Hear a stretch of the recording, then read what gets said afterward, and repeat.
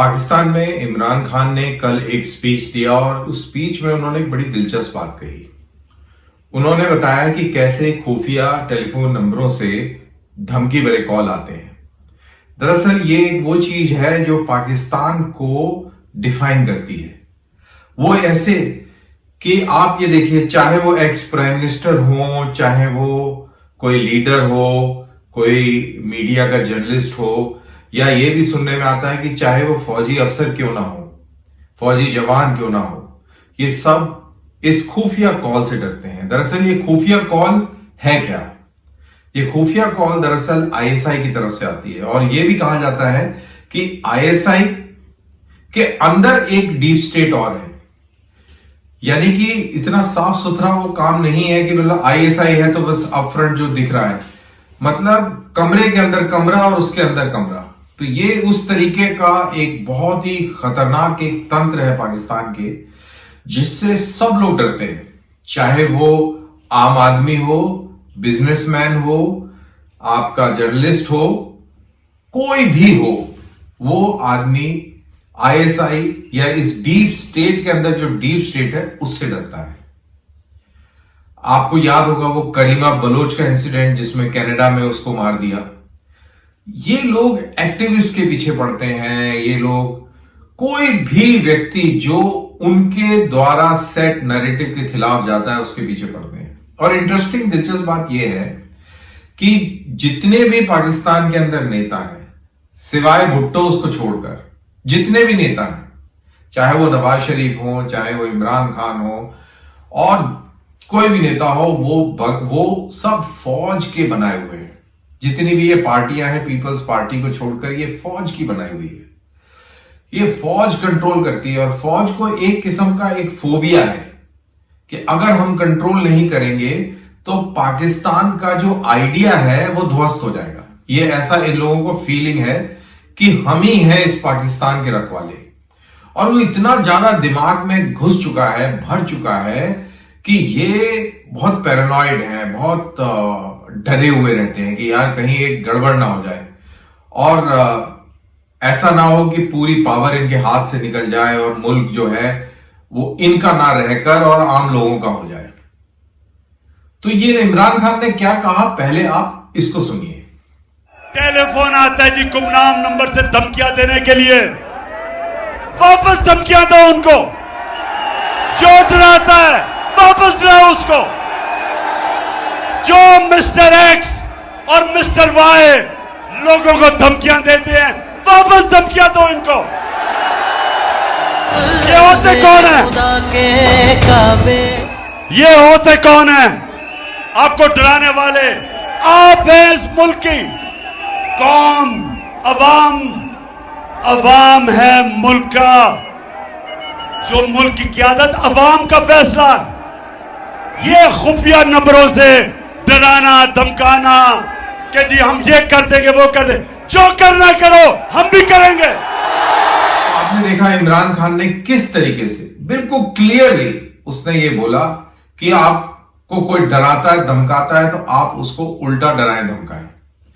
अब as a observer, मैं बाहर बैठ के इस चीजें जब ऑब्जर्व करता हूं तो मेरे को ये लगता है कि कहीं ना कहीं इमरान खान, वैसे इमरान खान के मजाक बहुत उड़ते हैं कि उन्होंने यू टर्न बहुत लेता है और उसने कुछ नहीं किया, वो सिर्फ बैठा रहा, 3 साल उसने बर्बाद कर दिए, पाकिस्तान की बदहाली में उसका बहुत बड़ा रोल है। लेकिन मेरे को ये लगता है बॉस कि इमरान खान में वो दिलेरी जरूर है और अगर वो प्रधानमंत्री होते हुए कुछ ना कर पाया तो शायद उसको करने नहीं दिया। तो इस सब का इलाज क्या है? देखिए, फौज के अंदर आईएसआई के अंदर और काल कोठरियां छोटी छोटी, जो अलग अलग, कौन किसको कंट्रोल कर रहा है ये किसी को नहीं पता है। बट ये एक ऐसा एक जाल बन गया है कि कोई ना कोई किसी के ऊपर नजर रख रहा है, कोई किसी को धमका रहा है, कोई कर रहा है, लेकिन असली डायरेक्टर कौन है वो पकड़ना बहुत मुश्किल हो रहा है। और जैसे जैसे ये चीजें एक्सपोज हो रही हैं, पाकिस्तान का जो खोखलापन है वो सबके सामने आ रहा है और खौफनाक चेहरा सामने आ रहा है। मतलब कि इतना वो है कि जो आपको दिख रहा है ना वो है नहीं, और जो है वो आपको दिख नहीं रहा। तो ये बहुत ही कॉम्प्लेक्स सा सिचुएशन है। वहां पर 1/3 पाकिस्तान जो है पानी में डूबा हुआ है। कह रहे हैं कि 20 से 40 बिलियन यूएस डॉलर्स का नुकसान हुआ है, और लाखों करोड़ों की तादाद में लोग बेघर हुए हैं। और ये कहते हैं कि अब इसके बाद में बहुत जबरदस्त महामारी आएगी, और आती भी है। जब भी कभी जलजला आए और या कोई बाढ़ आए, उसके बाद बीमारियां बहुत फैलती हैं, महामारियां फैलती हैं, और एक चैलेंज है। फिर आपकी इकोनॉमी का सत्यानाश हुआ है। लेकिन वहां पर इन सबको, ये सब छोटी चीजें हो जाती हैं। जब इमरान खान जैसे लोगों को आप सुनते हैं, आपको लगता है कि यार लोगों को इससे भी बड़ा एक खौफ है जो सता रहा है। और वो खौफ जो मुझे समझ में आता है, वो खौफ आईएसआई और पाकिस्तान की फौज का खौफ है। अब सवाल ये पैदा होता है कि अगर इतना खौफ है तो लोग सड़कों पर क्यों नहीं आते। तो मैं किसी से बात कर रहा था, तो मेरे को वो सज्जन बताते हैं कि पाकिस्तान के अंदर मिडिल क्लास इंटेलेक्चुअल्स नहीं है। या तो पाकिस्तान के अंदर बहुत अमीर लोग हैं या गरीब लोग हैं। जो सिविल सोसाइटी है, जो कि जनरली मिडिल क्लास बनाती है किसी भी मुल्क के अंदर, और बहुत अहम होती है, क्योंकि वो इंटेलेक्चुअल डायरेक्शन भी देती है, वो नैरेटिव भी सेट करती है, और वो पूरे मुल्क की पॉलिटिक्स को निर्धारित करती है।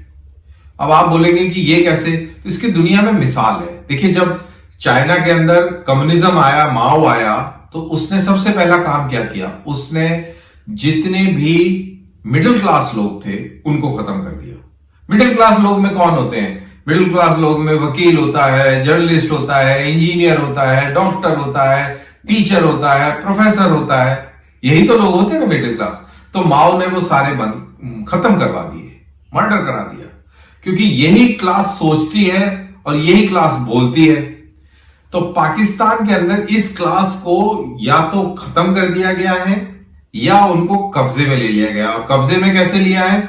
ये आईएसआई के थ्रू। वहां पे कोई भी व्यक्ति जो आप जैसे आप और मैं हैं, हम लोगों को तो टीवी पे ही दिखता है ना, टीवी पे ही हम देखते हैं या यूट्यूब में देखते हैं। तो वहां पे जो भी कोई दिखता है वो बगैर आईएसआई के संरक्षण के, बगैर आईएसआई की पेट्रनेज के, वो वहां पर खड़ा ही नहीं हो सकता। अगर वो वहां पर खड़ा हुआ है और वो अपनी बात कह रहा है, इसका मतलब उसके ऊपर आईएसआई का आशीर्वाद है। तो ये सिचुएशन है हमारे पड़ोसी पाकिस्तान के अंदर, जिसका जिक्र इमरान खान कर रहे थे, और कई तरीकों से इस चीज के बारे में लोगों ने बातें करी हैं। जनरली छुपे ढके बातें करी जाती हैं, रेफरेंसेस से, ऑब्लिक तरीके से, इशारों में बातें करी जाती हैं। तो ये वहां की हालात है। जब तक वहां के आवाम इस चीज को पकड़कर सड़कों पर नहीं आएंगे, ये मुल्क में कभी भी तब्दीली नहीं आ सकती। लेकिन जैसा मैंने कहा कि मिडिल क्लास को या तो पकड़ के रखा हुआ है या खत्म कर दिया है, क्योंकि जो भी पढ़ा लिखा थोड़ा पढ़ता है वो इंग्लैंड, अमेरिका, दुबई चले जाता है, तो वहां तो कोई रहता नहीं है। और जो गरीब तबका है उसको इतना इस्लाम कर दिया है, इस्लाम का इतना चूरन खिलाया, इतनी गुट्टी पिलाई हुई है कि वो बिल्कुल अभी पागल हो चुका है। उसको मतलब इस्लाम का ऐसा नशा और भूत चढ़ा हुआ है कि उसको हर चीज वैसे ही दिखती है।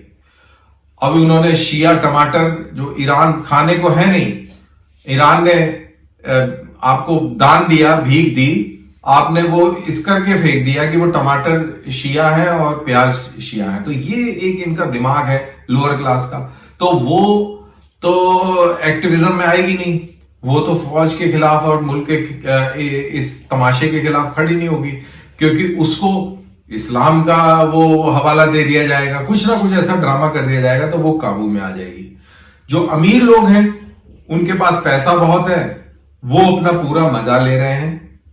जो जागीरदार, जमींदार, बड़े बड़े इंडस्ट्रियलिस्ट, फौजी, जर्नैल, इन सब ने पूरे पाकिस्तान को कब्जा किया हुआ है और कठपुतली की तरह डांस करवा रहे हैं। ये लोग, आम लोग डांस कर रहे हैं, जो नेता नूता भी ये सब डांस कर रहे हैं। तो ये सारा खेल इस तरीके से चल रहा है और ये मुल्क का कुछ नहीं हो सकता। ये मुल्क ऐसे ही चलता रहेगा और ऐसे ही इसका लेवल नीचे गिरता रहेगा। आप मेरे को कभी एक मौका, एक पॉइंट बता दें 1965 के बाद, इनफैक्ट 1964 के बाद, कि इस मुल्क ने कभी ऐसा इंडिकेशन दिया हो कि ये प्रोग्रेस कर रहा है, इसके अंदर बदलाव आ रहा है। एक भी आप नहीं बता पाएंगे। और इसका एक ही फोकस है कि इंडिया को कैसे गिराया जाए, नीचे दिखाया जाए। ये लोग इसी दिमाग से चलते हैं। चाहे इनका टीवी देख लीजिए, चाहे इनके अखबार पढ़ लीजिए, चाहे इनके नेता विदेशों में जाते हैं वहां देख लीजिए, इनकी प्लानिंग ये चलती है कि हम कैसे इंडिया को गिराएं।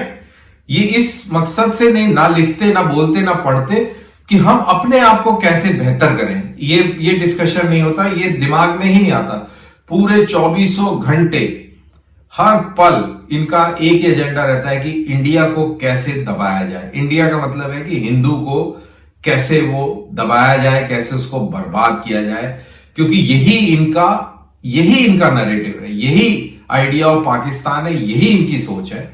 और इसीलिए मेरे को लगता नहीं है कि ये कभी भी ये ठीक होंगे। ये ऐसे ही नासूर बने रहेंगे और ये एक दिन अपने ही बोझ के तले ये दब के खत्म हो जाएंगे। और मेरे को तो ऐसा लगता है कि इनसे आगे तो अब तालिबान निकल जाएंगे और अफगानिस्तान बेटर हो जाएगा। जिस तरीके से पाकिस्तान के अंदर हरकतें हो रही हैं, मेरे को लगता है वो दिन दूर नहीं कि अफगानिस्तान बेहतर हो जाएगा।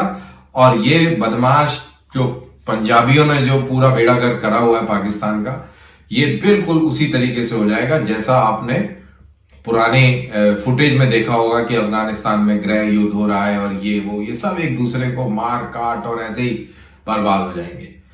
हमें बस सिर्फ ये रखना है कि हमें अपना बॉर्डर स्ट्रांग, हमें मजबूती से अपना पहरा देते रहना है और ये ध्यान रखना है कि ये बदमाश हमारे इलाके में आके हरकत ना कर जाए। और जो हमारे घर में जो स्लीपर सेल्स हैं और जो इस किस्म के लोग हैं जिनका रुझान पाकिस्तान की तरफ है, उनके ऊपर कड़ी और पैनी नजर रखनी है और उनकी हर एक गतिविधि को बड़े ध्यान से देखना है कि हम किसी मुगालते में आकर कहीं कुछ ऐसा नजरअंदाज ना कर जाए कि वो ऐसे बदमाश लोग हमारे बीच में से उठकर और हम ही को खंजर घोंप दें। तो ये चीज हम अलर्ट रखें, अपना काम करें, अपने मुल्क की तरक्की करें और बाकी सब इनको अपने हाल पे छोड़ दें, तो मेरे ख्याल से अच्छा होगा। तो इसी के साथ ये जो मैं कैजुअल, जो नॉर्मल जो टॉक थी, इमरान खान के उस वीडियो को देखने के बाद मेरे को लगा कि मैं जैसा मैं सोचता हूं, क्या सोचता हूं, वो मैं आपसे शेयर करूं। तो ये मैंने आपसे बातचीत करी। आपको पसंद आई हो तो लाइक कीजिए, शेयर कीजिए, सब्सक्राइब कीजिए और अगले वीडियो का इंतजार कीजिए। तब तक इजाजत दीजिए। जय हिंद।